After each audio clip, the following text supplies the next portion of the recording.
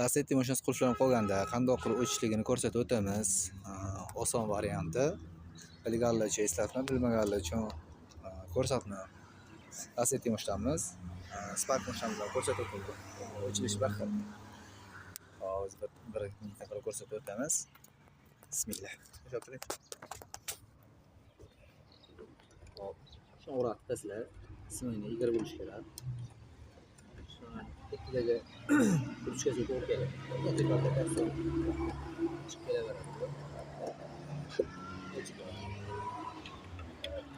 Spark o'tamiz. Spark mashinasini ham ko'rsatib o'tamiz, qanaqa qilib o'chirishni. Ushlab turing. Spark mashinamiz ham qulflanib turibdi. Baholasa. Ko'rsatib o'tamiz.